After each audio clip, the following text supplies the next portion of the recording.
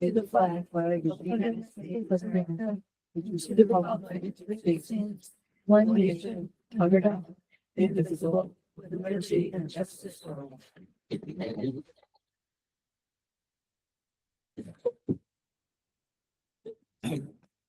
All right. Do you want us to do the go late, right, if added agenda, or do you want to Whatever. do it closer to? I think you should follow. Okay, all right, so attendance, Noreen is here by remote. Yep. And, everybody else is here. For added agenda items, I don't think we have any added agenda items, but we are gonna just go ahead and vote that we're probably gonna go past 9:30. I'll just make a motion. This is 9 o'clock. Is there anything? Is it, yeah, what do we have to say, 9 or 9:30? 9:30. 9:30. I'll just make a motion now. Hopefully we won't, but if we need to go past 9:30. Second. All right, so motion made by Heather, seconded by Betsy. All in favor? Any opposed? All right, motion passes. Carried for the record. Official for the record. Okay. That's fine. All right. Next we have our minutes, in the packet from March 5th. Make a motion to approve the Other special meeting. special meeting minutes for March 5th. I'll second. All right, so motion made by Fran, seconded by Heather. Was there any further discussion of the minutes from the special meeting from March 5th that are in the packet? Anybody have any questions or? Just wondering if we can have the list of pros and cons attached to the back of it. That I read off. That's fine. So the pros and cons that were, I think, included in an earlier packet, I believe, about middle Yep. school. I'm there somewhere. I have them. Okay. This one mine is on page 2. My name is laborious. It's E-L-E. I know, L-E-B. Thank you. Yep. All right, so motion has been made and seconded. All in favor of approving the minutes as recommended with slight changes? I, Any opposed? All right, motion passes. And then we have the March 12th. I'll make a motion to approve the March 12th, 2025 regular meeting minutes. I'll second. All right, so Courtney made the motion and Heather seconded. And we fixed the thing that I mentioned, right? Yep. At one point, there was just a mistake with a name, but that's been amended already. Was there any other notes or questions about the minutes from March 12th? All right, hearing no further discussion, all those in favor? All right. Any opposed? Motion passes. I don't believe we have any members of the public. Do we have any public participation at this time? I think Noreen is the only one on Zoom or Teams or whatever we're calling it, Google Meets. We don't have any other public participation. All right. Thank you, everybody.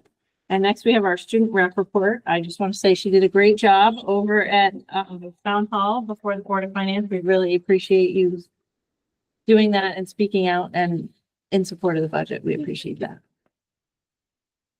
At the elementary school, the grade 4 band performed to a full house alongside the middle school and high school band at the All Town Pops concert. It was very cute. We enjoyed watching it as high schoolers. It was making us feel very sentimental about graduating soon as seniors. Broadbridge school students and families continue to read and complete activities for our One School, One Book, The Chocolate Touch.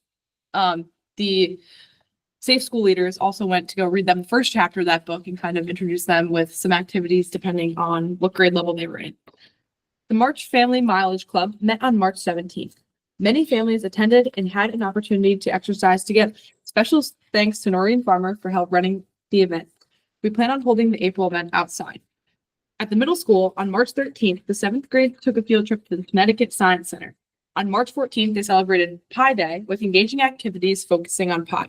To everyone's amazement, Zoe McNamara recited over 100 digits of pi. The 8th grade is running a fundraiser with top staff participants earning the chance to race on inflatables on March 28th.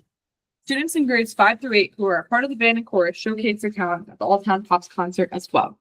Looking ahead, students will take part in the March incentive event on March 28th, which will feature an exciting student versus staff basketball game. At the high school, 17 dedicated students from East Windsor High School spent over 2 months preparing for the Westfield State University 2025 Model Congress, and their hard work paid off. Our students proposed all 4 bills, which all passed committee scrutiny on Friday, March 7th, and full Senate and House debate on Saturday, March 8th. Myself and my best friend, Christina Kais, introduced a bill to regulate unhealthy chemical additives in food. Casey McSada and Zoe Ruff proposed legislation to lower economic barriers for local farmers entering supermarkets. Ava Carter and Mickey Vong advocated for the installation of safety gates in subway stations to prevent falls onto the tracks. Liam Towers and Cooper King championed a bill to make epinephrine auto injectors more affordable. These outstanding legislative efforts were supported by extensive research and idea development from Kylie Kais, Kathy Kais, Ava Young, Gianna Sudleski, Nicole Brown, Jonathan Corsetti, Ally Taylor, Ella Marshall, and Tim Meehan. Notably, Liam and Cooper's bill was awarded runner-up for Best Written Bill. The Model Congress offers students a unique opportunity to engage in structured debates on some of America's most pressing issues, fostering an appreciation for civil discourse, respect for diverse opinions, and a platform for the next generation of leaders who will make their voices heard. These students continue to not hide their Panther pride and exemplify what it means to have self-awareness, be a responsible citizen, and a lifelong learner. And this year, East Windsor had the most amount of kids. There was like 5 or 6 other schools there, and the second largest school was 9 kids. Last year, we brought, I believe, like 9 or 10, but this year we brought a full 17. So that was really nice. We did very well. All of our schools, we were the only school to have all of our bills pass. So, and we got to stay overnight, which was also super fun. Thank you very much. You are definitely free to go. As we understand, it's already a later night and you may have full work to do. So we appreciate your dedication. Yes, Noreen. I just wanted to congratulate her on her fundraising for the shot putting pit thing that she did. Thank you. Great job. I can't Thank wait you. to come see it. We got all of our gravel in this morning and spent 4.5 hours today spreading all the gravel and putting in our wooden barriers and screwing them and sledgehammering them into the ground. But Awesome. I'm going to go home and do all my homework. Don't fall asleep. But thank you, Noreen. Thank you very much. All right. Next on the agenda, we have our list of upcoming meetings and events. Was there anything that you wanted to highlight? Yeah, just a couple things. Reminder, tomorrow is the second annual charity basketball game between the high school basketball players versus the PD. That's 6:30. You can purchase tickets at the door. You can also go through Parks and Rec with Melissa or the police department as well. But you can buy at the door as well. Also, talking about the track and the great work that Mariella and her peers did, we are doing the rededication of the East Windsor High School track, honoring George Croft's legacy. That is at 2:30, and then on April 8th, and the first track meet starts at 3:30. Yep, and it's against Ellington, and my understanding is George Croft was from Ellington. Yeah. And then last, I know it said board policy review March 25th. That was the intent when this first went out, but that meeting is really going to take place April 1st at 5:45 before the board workshop with the board finance.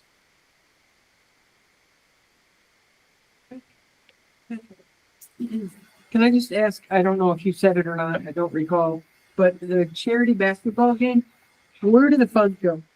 It funds scholarships for summer camp at Park and Rec. Okay, thank you. It goes into that new fund that we had to make, right? I don't know. Student, no? I think it's the Parks and Rec. What was the name? Okay. It's Yeah. not, Okay. it's a Yeah. different thing. Kate, Yes, go ahead, I Noreen. have one. The April 11th athletic subcommittee meeting says it's at 11. I believe we meet at 9. 9 a.m. All right. Thank you for that clarification. We will make sure that that's reflected with meeting invites. Were there any other questions? I just did want to clarify because I felt like there'd been some discussion about the 1st or the 7th, but our workshop is April 1st with the Board of Finance Yeah. at 7 PM. So, Yep, no, I will not be able to attend that. okay. All right, so Courtney and Carrie won't be able to. That's a Tuesday, huh? yes, Tuesday. Okay. All right. Thank you, everybody. And again, we appreciate this list. I think it kind of helps us see the larger picture and keep track of some of these dates sometimes. All right. Did you have, next on the agenda, we have update on the school renovations project? Sure. I mean, between myself and Denise, I think we can give an update. Last, was it Tuesday? 18th. We met with GWWO, the architect, CSG, along with Jason, who's here, Joe. Did you want to take the lead, Denise? Sure. Okay. So, the architects also had, a subcontractor that is coming in to help with the legislative process that we have to go through. It sounded like he was the expert at that. So they're fully engaged.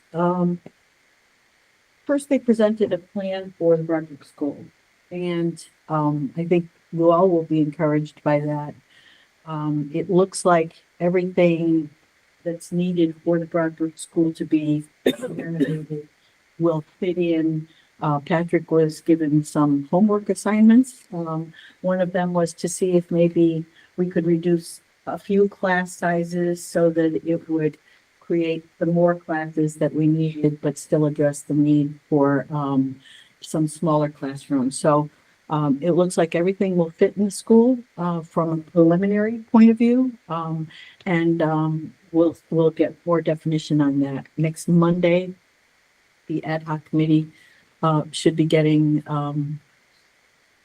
more in-depth plans from from CSG and the architects. So I'm very encouraged by Broadbrook School. I don't know about Patrick and Jason, but I thought No, it was pretty close. They had to do some homework with rearrangement and some rooms as far as the placement. And we also found out, or they found out and reported to us, that because FRC by legislation needs to be in your elementary school, you can count those population as your enrollment. So certainly that will help with the square footage as well too. So that was some positive information to find. so. Really, the tweaking at this point is from feedback from mostly Patrick. I think I had a couple. I know I had a comment about the traffic pattern in the morning. Jason had some, and Patrick had some, that they're going to just maybe flip a couple classrooms where they are and stuff, but it really looks pretty good. The middle school, high school, they presented 2 renovation options and a third that would be, a new build.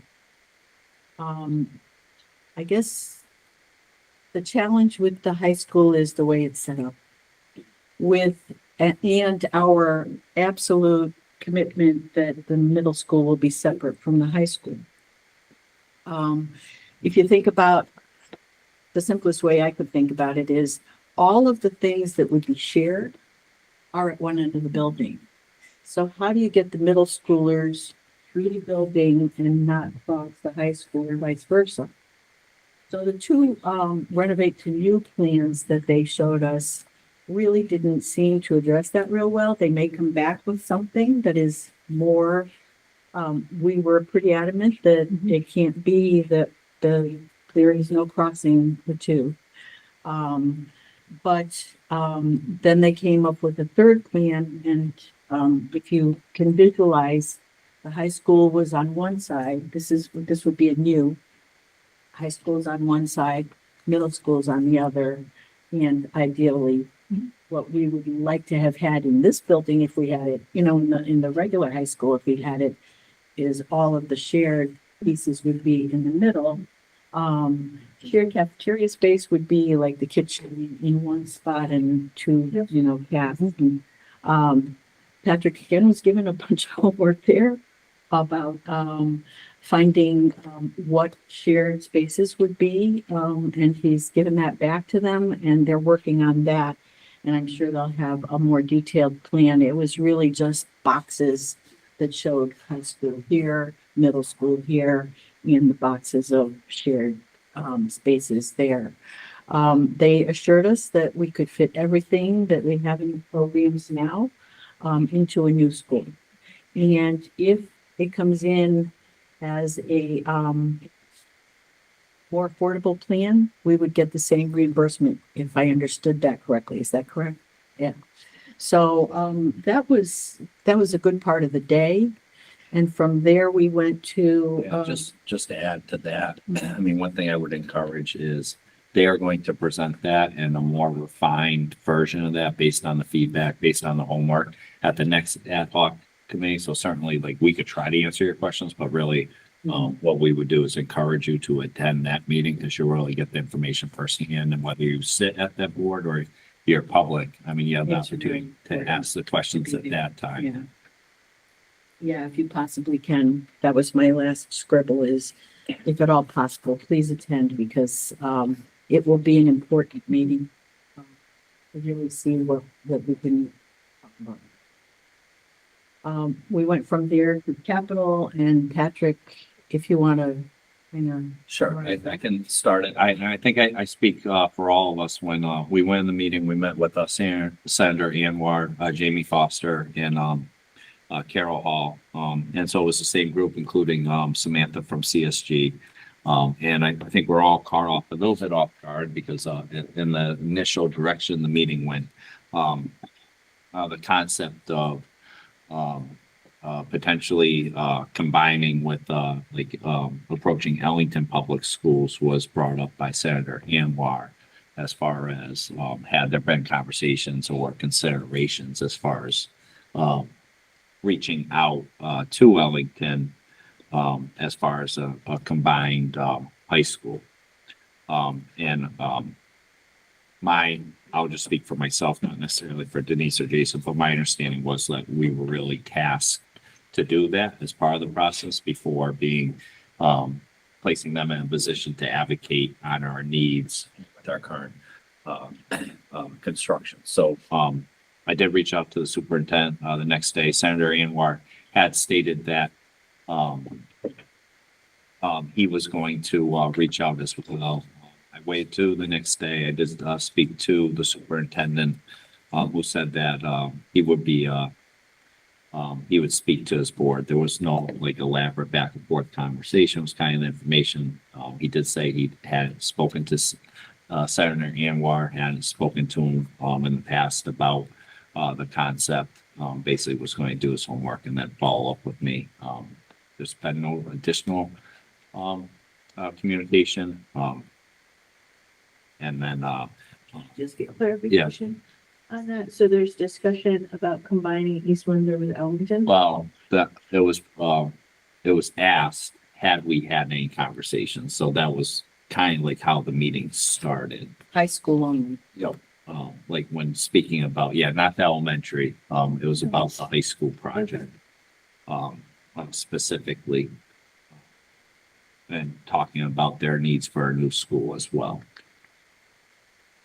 So, again, there was no conversation between myself and the superintendent, but there's really only two options to do that. Like if you do combine, you're either regionalizing, or you're tuitioning in, your school, your students. One of the differences is when you regionalize, your board has, each board has a joint representation based on the population. When you tuition in, assuming that, East Windsor being the smaller school is tuitioning into, Ellington, you're basically just paying whatever you agree upon, per pupil, but you have no representation.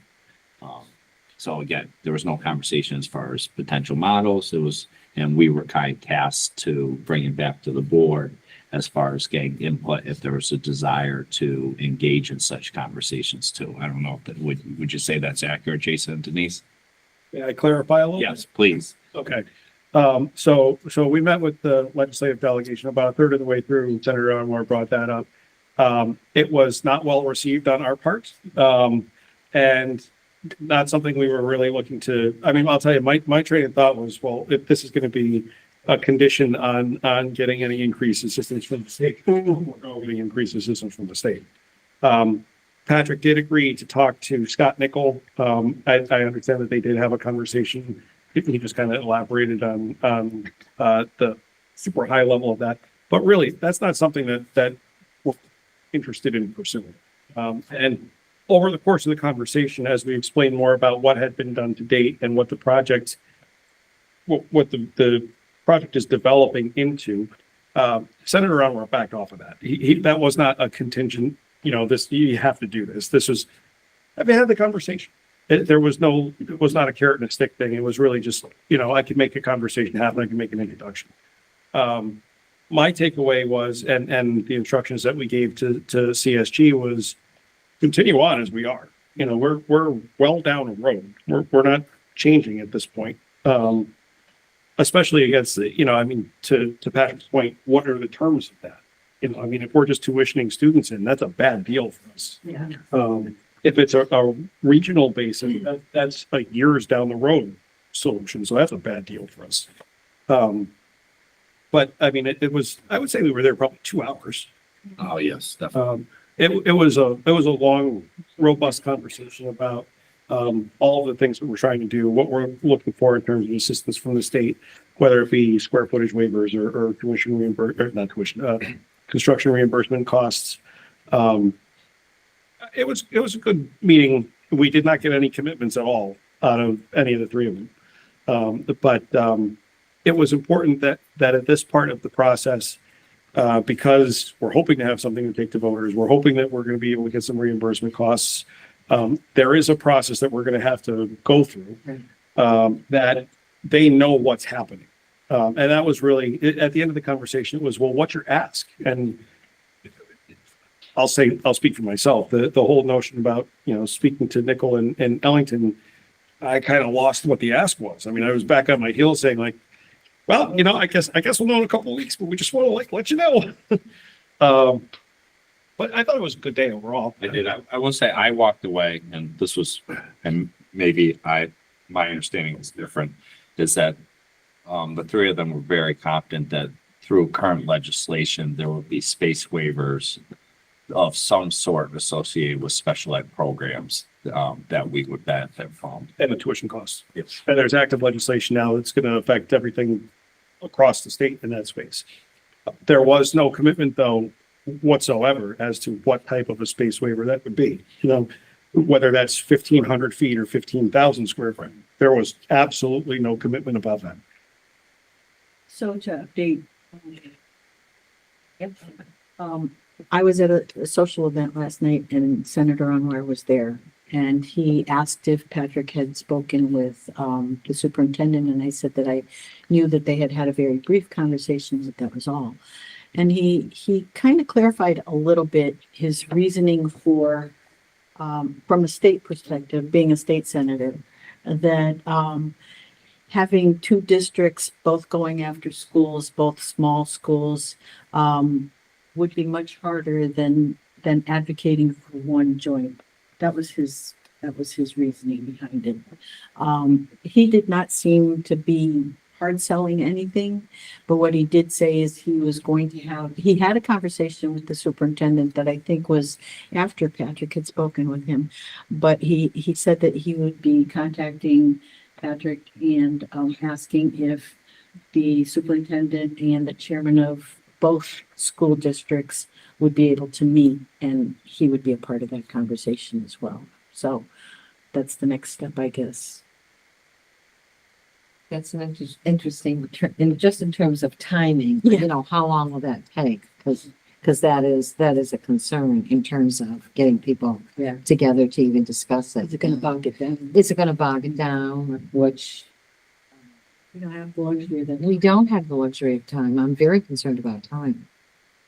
What do you think? Do we have to go through if he's recommending those steps, do we have to go through those steps? Parallel paths. Yeah. We just march on as we're doing whatever we got to do over here, you do over here, but we are just, So then that's good information. So then is it incumbent on the board to then say our preference? Do we vote on? Do we actually vote on? I mean, so myself, Kate and Denise talked and we intentionally did not put any vote because you're getting the information the first time, but we did want to kind of like, well, we wanted to get like what people's initial thoughts were and appetite and, you know, if it came down the line, you know, we put it to a vote if At a future. At future, but definitely not today. That wasn't the intent because understanding that you'd be digesting this information for the first time. But we were trying to, you know, we did want to hear people's, like, obviously, I think across the board, we have our own thoughts, but certainly, you know, they want to speak on behalf of the entire board. But again, I think we have to be cognizant of that whole time frame, like moving forward. And if in fact, just from my perspective, you know, if in fact, we need further, you know, to actually have something on paper that says, you know, that we're not interested in doing that. I would not want to wait, you know, 2 weeks out to actually have that vote, or that discussion among us. Right. I think that, because it was just an initial conversation between the two superintendents, Yeah. the other superintendent needed to go back to his board Yeah. and kind of talk to them before we take next steps. And then if we do want to have a meeting, but it would definitely come back before this board. Fran, you had your hand up, and then I think Noreen may have a comment as well. I just wanted to say that years ago, this option came up to regionalize or to join with other schools.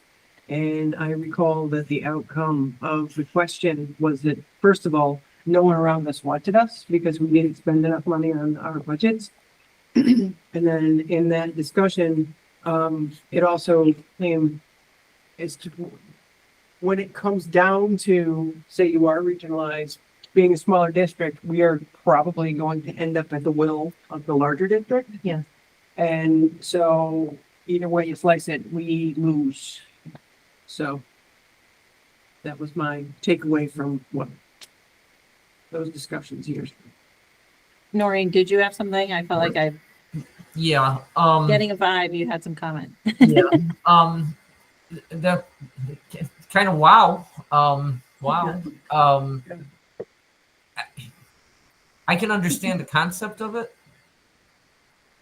Personally, my personal opinion on it is that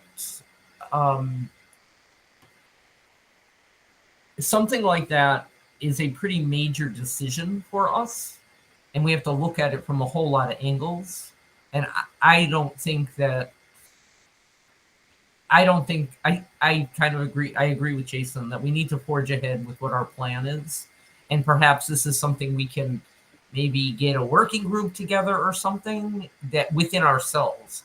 I'm not really sure how comfortable I am to have all of a sudden Ellington Board of Ed chair, our chair, Patrick, and the superintendent out there having this conversation when we haven't even seen this on the horizon.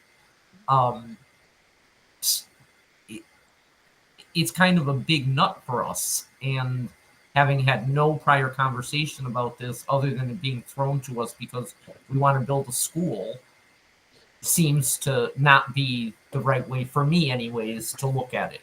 You know, perhaps it might be something that might be a good fit, but I don't think it should be tied to our possibly building schools. It should be done as a separate situation about what are our populations and where do we see ourselves going and what's best for East Windsor's kids and East Windsor's taxpayers. I appreciate that, Noreen. Thank you. Heather, did you? Yeah, I agree with a lot of what Noreen just said. I mean, for me, my initial thought is, I agree. I think we should just keep going on our path. There's a lot of things to take into consideration. First thing that comes to my mind is if I were a parent of a child down in Warehouse Point, would I want my child, kind of us going out there?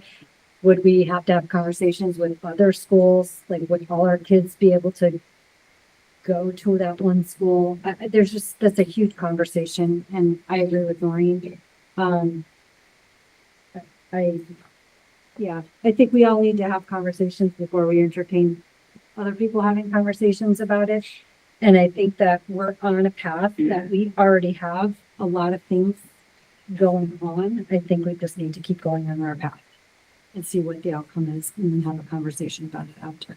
I do want to clarify, I don't get the sense that anybody thinks this, but, the senator and the representatives did say that our making a decision not to do that did not jeopardize them going forward with funding for us at home. I understood that as well too.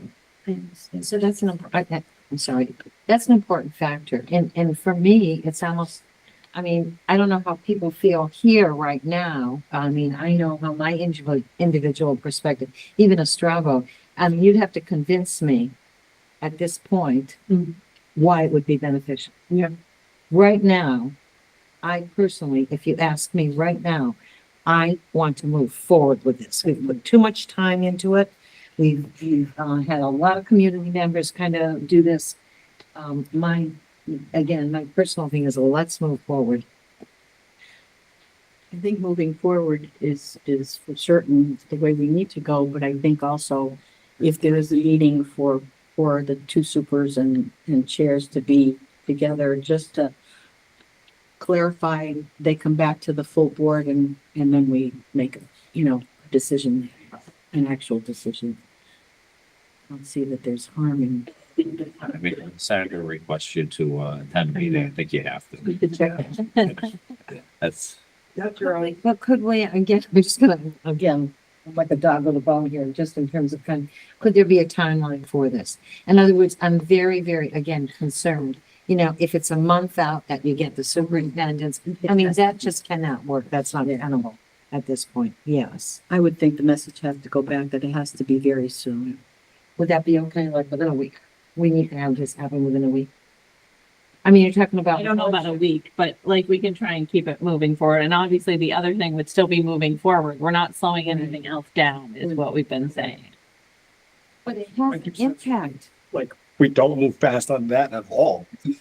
Yeah. You know, I mean, that's a conversation. candidly, that's at best a plan C. You know, I mean, that's at best. Yeah. So you don't need plan C until A and B are already depleted. We're still on course for plan A. Go do plan A. And if that doesn't work, go to plan B and then figure out if you need plan C. Well, it depends on how quickly the senator puts it together, if he's going to. Yeah, well, nonetheless, I think that's a conversation that doesn't need to happen until after June 30th, when we either know we have a plan or don't. 'Cause if we don't have a plan by June 30th, you guys have the benefit of more time. Yeah. But the course is, we're aiming to have something before June 30th. So scheduling's tough. Yeah, right now. I think we should stick to our course, and if this, like you just said, if this doesn't work out, let's have a different conversation. Yeah. And just for clarity and, spacing on the word, just in all honesty type of thing, I didn't know until Denise just said this about Senator Anwar saying to meet with both superintendents and both chairs. Like this was like last night. So just for clarity, Noreen, I knew about some of these other conversations, but as far as that meeting between those, 4 or 5 people, that's new to me right now too. So I just wanted to clarify that, and be transparent about that. I knew that there had been the discussion with Senator Anwar originally through Patrick, for him to contact the Ellington superintendent, but it hadn't gotten further than that. So as we said, this is the first time it's coming before this board. I appreciate people's input on it, but we'll kind of be, moving forward, obviously with the ad hoc committee and then figuring out how that kind of fits in. yeah, I would say the biggest takeaway is next Wednesday's ad hoc committee with GWWO and conceptual designs, and just encouraging everyone to attend because that's really where they'll keep you informed. Yeah, and kind of seeing that presentation from the architects, because the larger group hasn't seen that yet. I think that'll be really Well, important. I mean, So, what they put together will be the first time we're seeing the refined. Yeah. yeah, So. so I think those are definitely the next steps.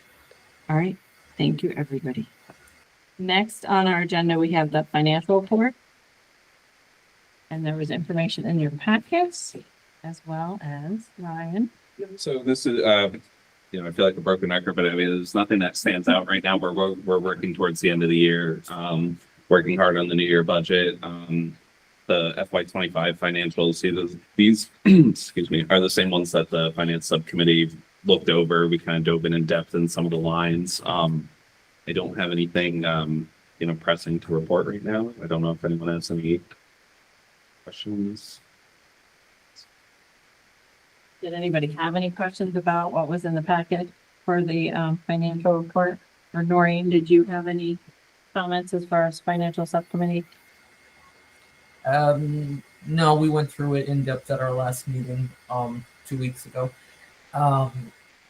And on our schedule for April will be the projections, the quarterly projections to see where we're going. So there may be more information coming at our second meeting in April after we meet about it at the first meeting, as far as starting to come to the year-end close. Is there anything that you wanted to highlight in particular? Finances? I have a question from different. I just could, where's Ryan? There he is. There he is. On page 13, I don't understand the food service and the numbers here. Can you explain to me what this means? So we didn't have anything in there. We don't have a revised budget. Then the actual is, right, 180, right? We've encumbered 2,000. And then I'm kind of not understanding these numbers. So there hasn't been budgetary numbers in there throughout the year, only because we kind of do it as we go, if you will. Only because we haven't had real historical data for food service, but I am working closely with Windsor on the projections. So basically, this is saying state revenue. That's what we brought back from our state reimbursement from CSDE. Yeah. Keep in mind that is probably 2 months behind on the state reimbursement. So you always you claim it for the previous month, and then they're also behind. So there's a lot of revenue coming in still. Miscellaneous revenue is any money coming in from like pay schools. So that's like the money that gets collected if someone wants to buy something extra, like I won't say a bag of chips, but something extra. And then cafe wages, salaries, that's to food service workers. Food service management, that line has always been the, well, for this year, it's essentially what we're paying Whitson's. So That's a contract, right, with them? correct. So in the past, that encompasses everything. So that's our food costs, that's our management company costs, that's any kind of like fees, anything. We've always just had like the one line there. It's kind of like a catch-all, if you will. Yeah. And then the additional 2 that you will see that we added since the last meeting is the food service equipment and then the food service software. So what those are,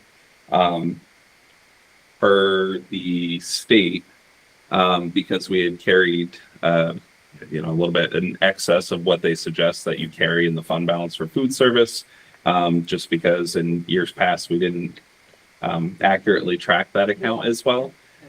We had to spend a specific amount down. Okay. So that is, I broke it out into other lines, just again for like clarity, just so it's not kind of like stuck into other lines.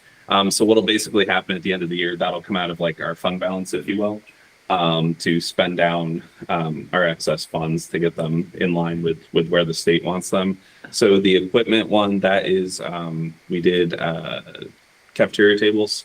Yeah. And then the software one down below, that is a new POS system that we have coming in, just because we've had a sort of outdated POS system, so that should improve a number of things as well. Yeah, POS is on purchase and sales. Yeah. And food service has been separated. Yeah. Think about that.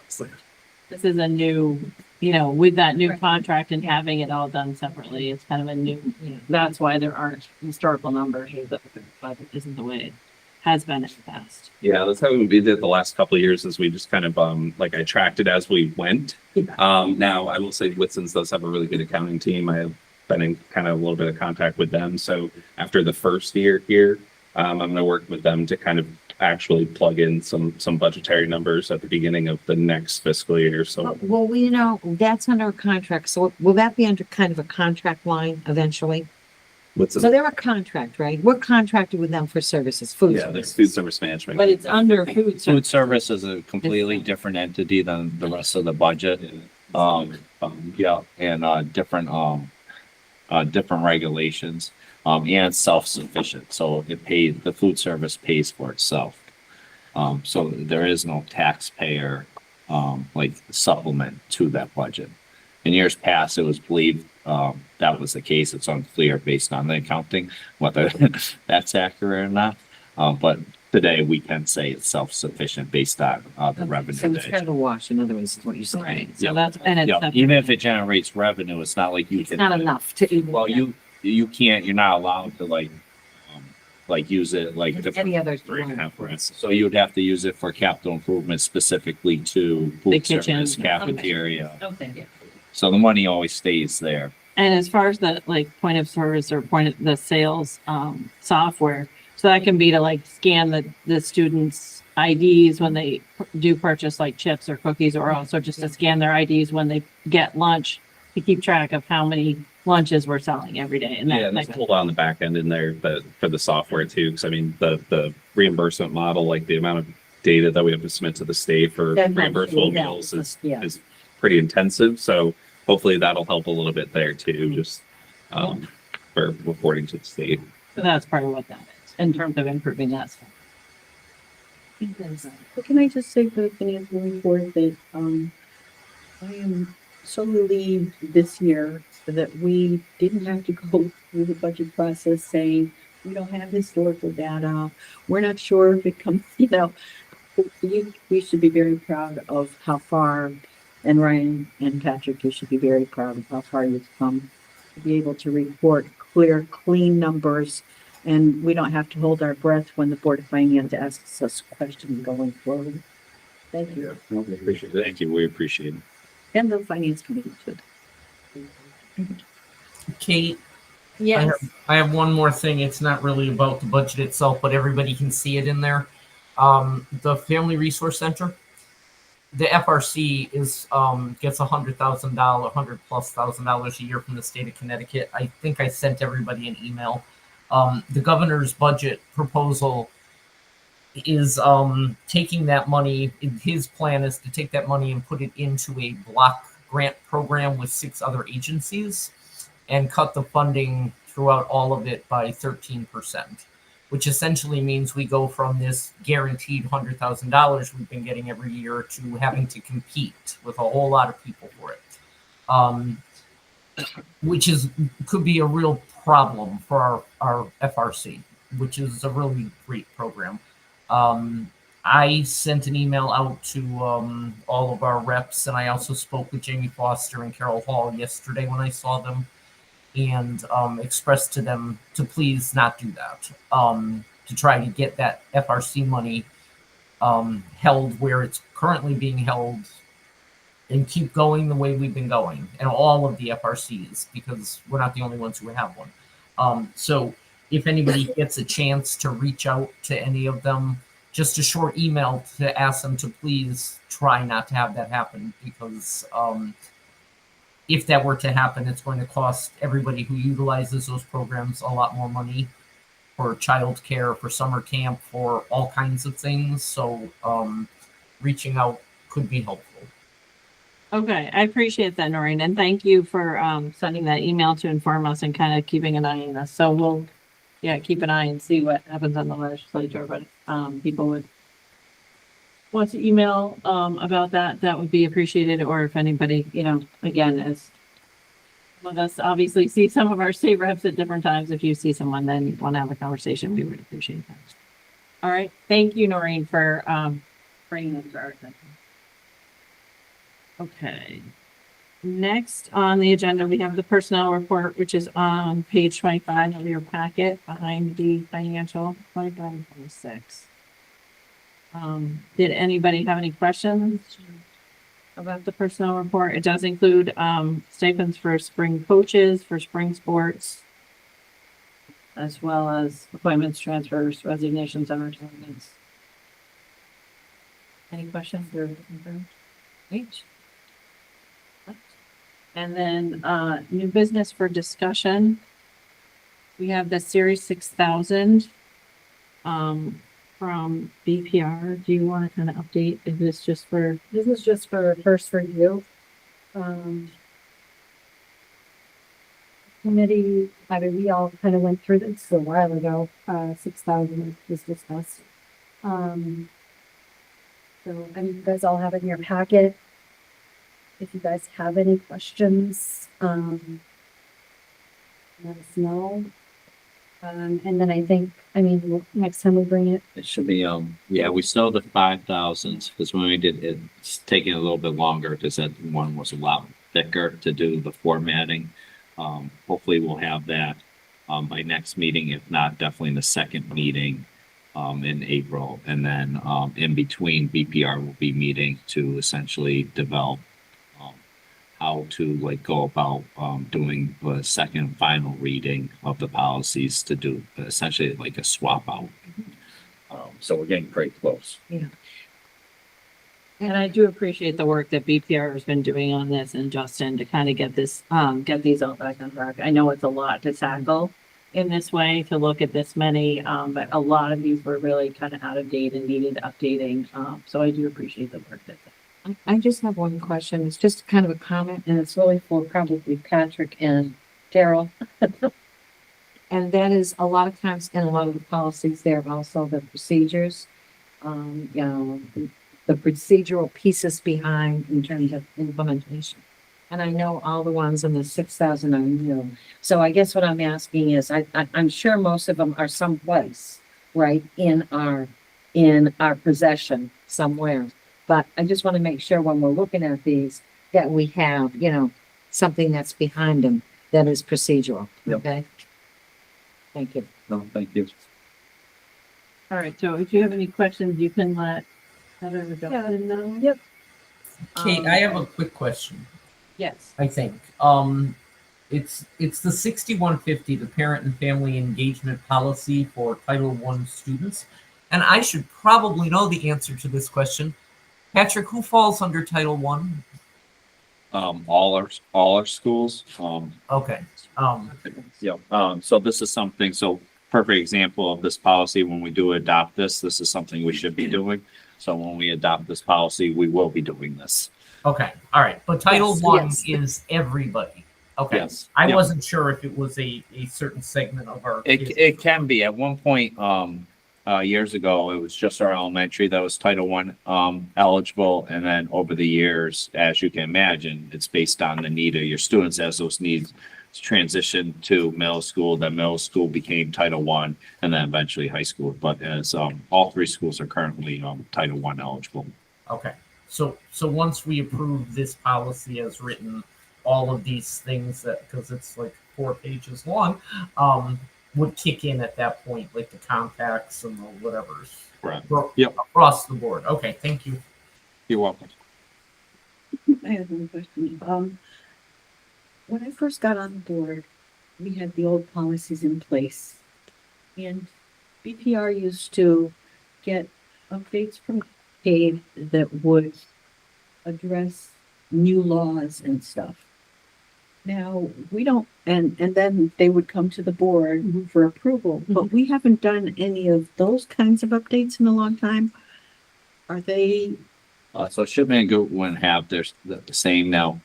Cave does it for like anything, like if it's optional, if it's recommended, whether it's mandated.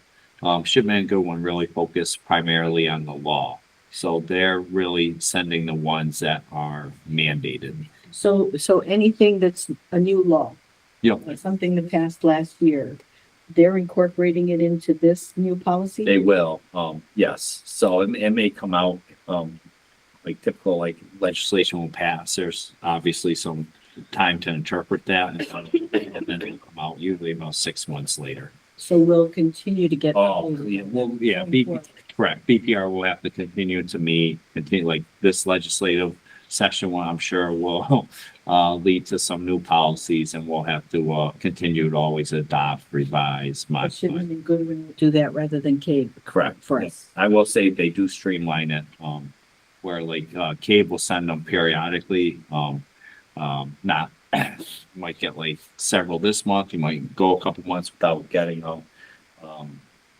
shipment and go on, like basically do it like once a year or every 6 months, and it's very streamlined So, thing. yeah, we'll never get that outdated. Yep. Thank you. You're welcome. No, it's a good question. All right, was there anything else about that, or people, the homework would be to review those further if you didn't have a chance to prior to, and, get back to Heather or Justin if you have specific. Yeah, I would say, I should speak to that too. Really, you could email, myself or Jessica just through the transition. We've taken over the policy part, just moving Oh, on as far as next year. So if anyone does have anything on policy, certainly, myself or Jessica, have really kind of taken that on going forward. Okay. All right, so next on the agenda, we have our healthy food certification, which is a specific motion that we have to make every year regarding food that is gone through the food service. Oh, yeah. No, I was just given, it's on the agenda, healthy food certification, but the motion, Jessica just wrote out that it has to be specifically worded by state. We don't get it. We don't sign, nobody signs it. It doesn't have to be signed per se for this one. It's just specific wording in the motion. Correct, and there are 2 copies, so you So we can can read pass one. one and then pass the other one around. There's nothing needs to be signed once the minutes are approved, I believe. We send them. It's the same one. It's the same every year. All I did was change the dates. I just was looking for it in the packet, not knowing. The only thing that's different is this one has dates for next year. Yeah, and so this, and it regards in terms of like the food that can be served during school versus after school, right? It's that one in terms of that type of thing. All right, so Heather. Okay. Motion number one. Am I reading them both at the same time or doing one and then doing the other? One and then the next. Motion one, the East Windsor Board of Education pursuant to CGS section 10-215F certifies that all food items offered for sale to students in schools under its jurisdiction and not exempt for Connecticut nutritional standards published by the State of Connecticut Department of Education during the period of July 1st, 2025 through June 30th, 2026. This certificate shall include all food offered for sale to students separately from the reimbursable meals at all times and from all sources, including, but not limited to, school stores, vending machines, school cafeterias, culinary programs, and any fundraising activities on school premises sponsored by the school or non-school organizations and groups. All right, so Heather's made the motion. Do I have a second? I'll second. All right, Heather's made the motion and Fran seconded. Did anybody have any questions or do you have a chance to review? We do have to do this every year. It's just like a procedural vote. I understand. I just didn't know why it wasn't in our plan. Okay. All right, all in favor? Any opposed? All right, motion passes and then we have one. Motion number two. The East Windsor Board of Education will allow the sale to students of food items that do not meet the Connecticut nutritional standards and beverages not listed in section 10-221Q of the Connecticut General Statutes, provided that the following conditions are met. Number one, the sale is in connection with an event occurring at the end of the regular school day or on the weekend. Number two, the sale is in the location of the sale is at the location of the event.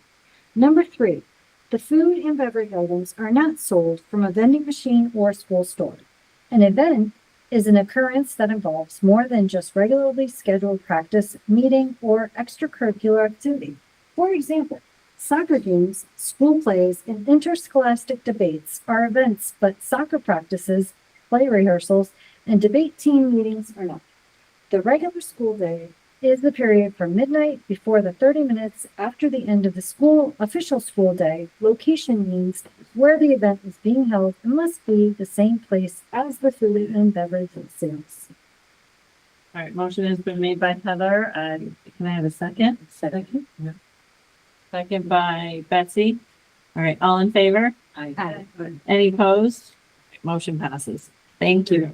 You read that with such feeling. That was a bedtime story. Bedtime story. Bedtime. Right.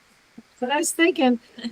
Next on the agenda, we have our liaison and subcommittee reports. Again, we've kind of gone through some of these with our updates. I would say we've already heard about facilities, unless there's something else that I'm unaware of. We've kind of talked about financials and VPR. Curriculum Council, today, and had a presentation from, sorry, can you remind me of her name? Adina Rader, the talented and gifted. Adina Reader about a talented and gifted program, which really exciting. About 5 to 10% of each of our grades, we start looking at it in the 4th grade, and then goes all the way to 8th grade, where they go out and go into the high school, where I felt the program stops.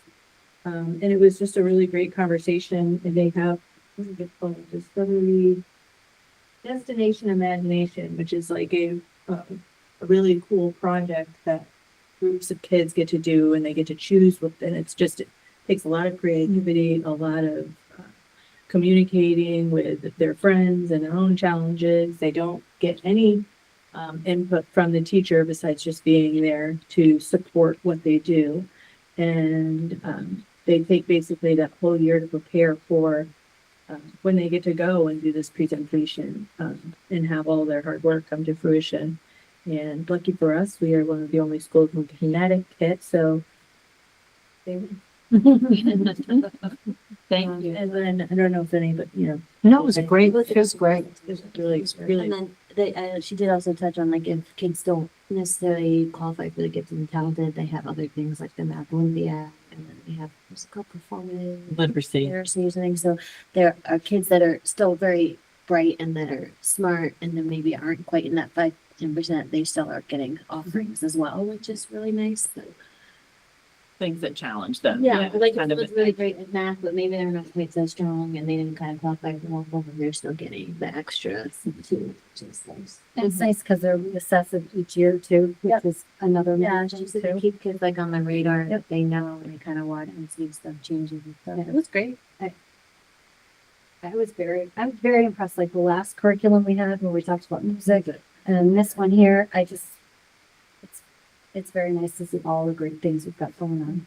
She's very qualified. I'm familiar with the Renzulli model. And so when she was talking about that model and what she was doing, you could, she was very clearly, had a real practice with it, which was really good. Yeah.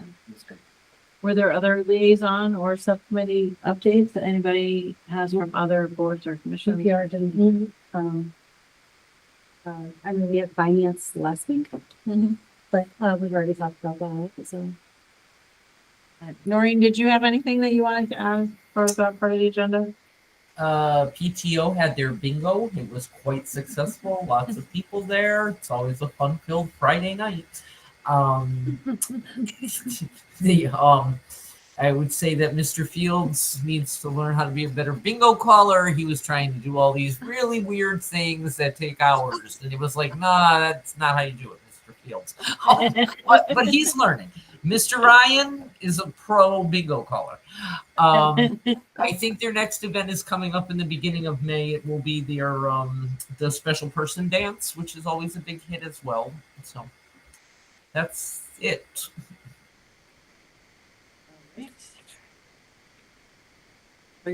Say for the food department, they're currently running their Krispy Kreme donut fundraiser. So if anybody wants to buy a box of donuts, they're $15 a piece. And so that's running for the end of the week. And if anybody interested, Girl Scouts are out and about selling cookies all over the place. So if you see a Girl Scout and you want to buy some cookies, Fire them. fire down. Yeah. All right. Next on the agenda, we have public participation. Once again, I don't think we have any public here in the room with us. And Noreen is our lone person online, so I think we're good with public participation. Do we have any miscellaneous? Do you have any? I do. I have one. Daryl and myself received an invite to participate in a forum Friday, April 4th, from 10 to 11:30 at the Legislative office building, that will include the Commissioner of Education, Russell Tucker, the Connecticut State Department, Ed Reading Center Director, legislative, leaders who, sponsored this work and literacy, experts, from the state. We were one of two or three districts asked to participate, based on, the positive things they've heard regarding our literacy, work. And the invite came from CONCAN and the Connecticut Commission on Women, Children, Seniors, Equity, and Opportunity as far as hosting the event. They said, we've been told of the implementation work underway in East Windsor has been impressive. That's awesome. Yeah, that's great to hear. Yeah. That's really So neat. really good news. Yeah. Make sure our representatives know about it too. Anything? Did you have any other miscellaneous? No, we'll include the email and correspondence for the next packet. Like I said, I came in, today. I just have a question. Yeah.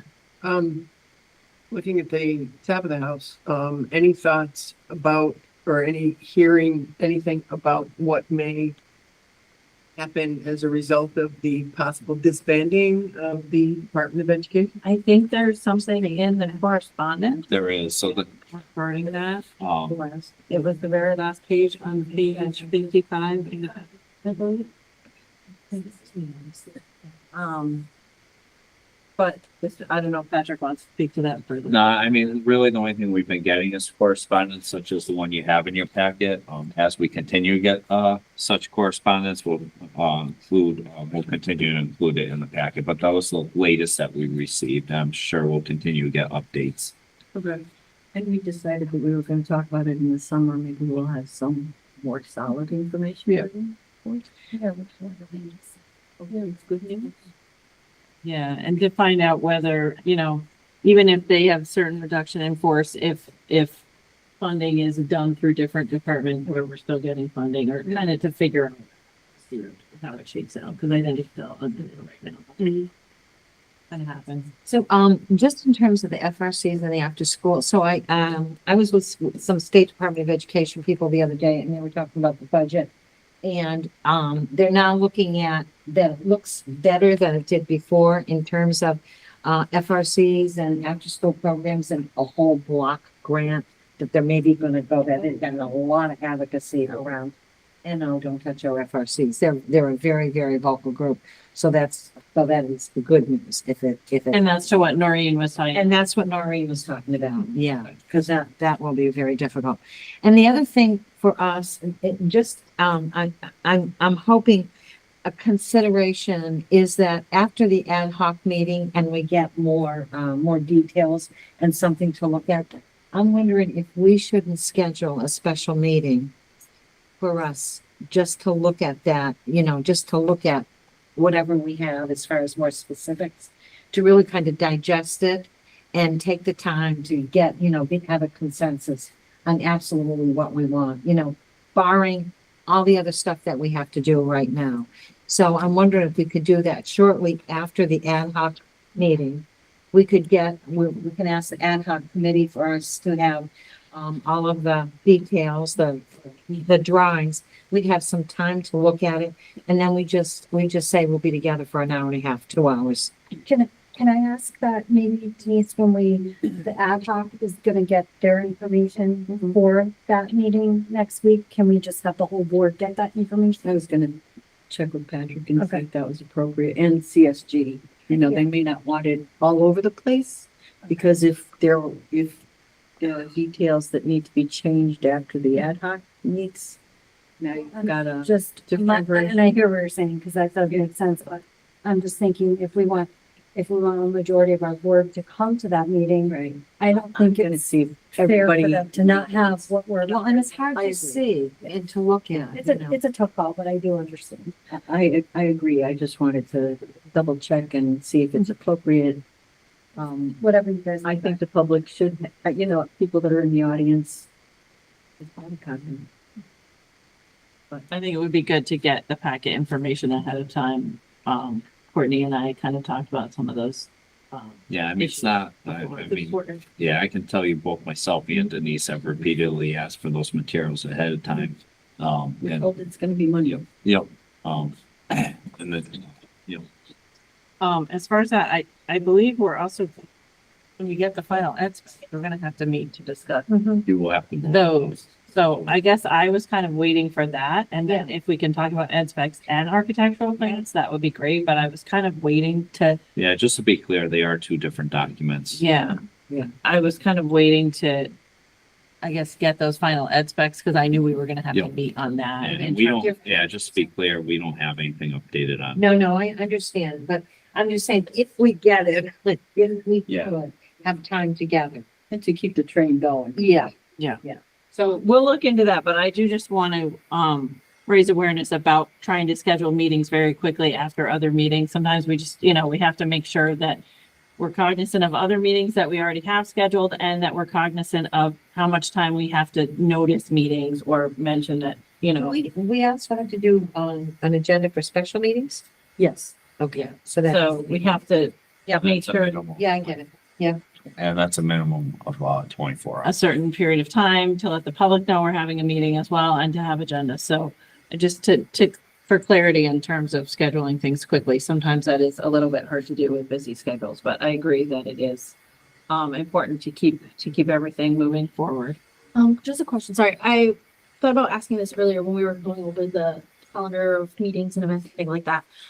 Not to add another meeting request to the list, but I don't recall the exact timeline that was initially presented, but were we supposed to have a community forum scheduled for March or April? Yes, we Like, were. what is the status of that? And I didn't see that. On the ad hoc agenda, it will have next steps. I would anticipate that would be part of the conversation on Wednesday. They are supposed to have the survey results. So, I would imagine that would be helpful as far as, the focus of that forum too. Okay.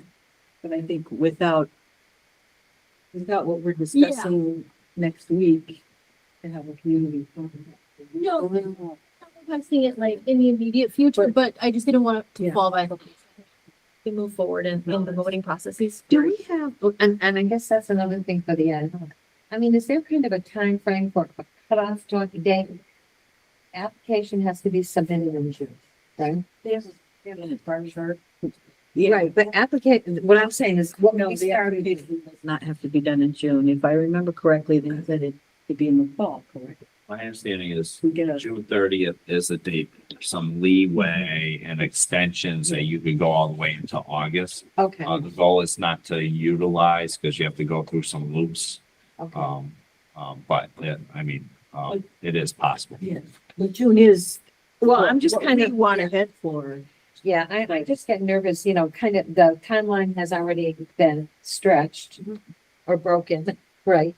And I guess what I'm thinking about is, is there a drop dead thing that we need to have as far as decision making, or we cut bait and we wait, that's the thing. It's a good question for next week. Yeah, I think that's something the ad hoc committee would have to, Yeah. talk about as well. Noreen, did you have any? I'm sorry, I've lost the thread slightly, but did I ask you if you have anything for miscellaneous or do you have anything for miscellaneous? I just want to touch on what Betsy just said. And I now understand there's two different things. There's the architectural stuff and the ed spec stuff. And I know we had seen the ed specs. I know I had sent in the Google Doc to Sam with a whole lot of questions about those ed specs. I'm not sure what's going on with them. My concern is I guess maybe I don't understand the timeline between ad hoc and us. I understand ad hoc getting it, but I think eventually it has to come to us for us to Absolutely. approve what's going on. Right. And Yeah. I just I don't want to force anybody to any timeline, but I think it's really important that we have a meeting that is specifically about all of that with us. Where we not try to fit it into another meeting where we have a whole bunch of other stuff to go on. I think it's getting to the point where we really need to kind of concentrate on it. No, I would totally agree, Noreen. I think I was just saying I was waiting for us to get those documents before we could schedule that meeting. I guess was my. That's fine, Kate. I think I'm just a little concerned with it's going to the ad hoc with these conceptual plans, but we haven't really done the ed specs yet, which could change those. I'm sure it's just a little confusing on my side. So that's all. Okay, thank you. All right, and just in terms of, we do have an executive session coming too, so I just wanted to move on. We have correspondence. I don't think there's anything that we need to specifically highlight. Everybody should have seen that in their packet, and we already talked about that. Last one. Did anybody have anything else before we do have a motion to go into executive session? All right, I would entertain a motion. I'll make a motion to go into executive session. All right, motion made by Heather. Seconded by. You and I. Seconded by Denise. All in favor? Aye. Any opposed? All right, we need to go into executive session. We need to stop the recording, but we need to be able to have Noreen